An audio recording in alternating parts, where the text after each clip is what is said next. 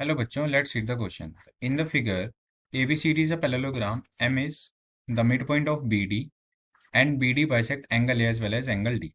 Then angle AMB. तो अब हम देखते हैं। तो अब हमें क्या फाइंड आउट करना है? AMB। तो AMB हमें ये एंगल फाइंड आउट करना है, ठीक है। तो अब हम देखते हैं, एंगल B इक्वल हो जाएगा एंगल D के, ठीक है।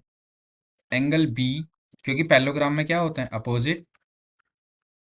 अपोजिट एंगल्स क्या होते हैं? इक्वल होते हैं, ठीक है। तो half of angle B equal हो जाएगा हाफ ऑफ एंगल डी का, ठीक है। तो हाफ ऑफ एंगल बी क्या है? ये हमारा हो जाएगा एंगल ए डी बी, ठीक है।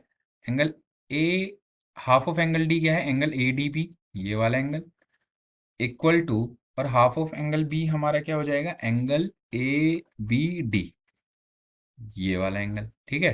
तो अब अगर हम देखें triangle A B D, therefore triangle ABD is an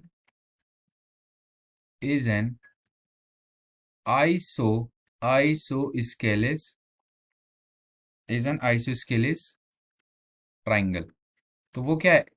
ये क्या है? एंगल ABD क्या है? आइसोस्केलिस ट्राइंगल है, ठीक है। And M is mid point of M is mid point of BD।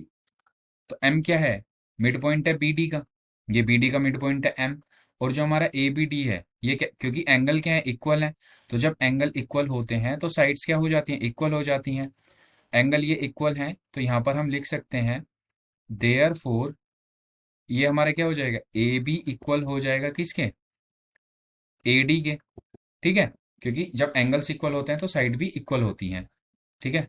तो अब हम देखते हैं देयर फोर AM क्या है? परपेंडिकुलर हो जाएगा किसके? BD के। AM परपेंडिकुलर है BD के क्योंकि मिड पॉइंट है। तो therefore angle AMB equal क्या हो जाएगा? 90 डिग्री। तो यही हमें इसमें प्रूफ करना था। तो जो हमारा सी ऑप्शन है वो क्या है? करेक्ट आंसर है। Hope you will understand the concept. Thank you.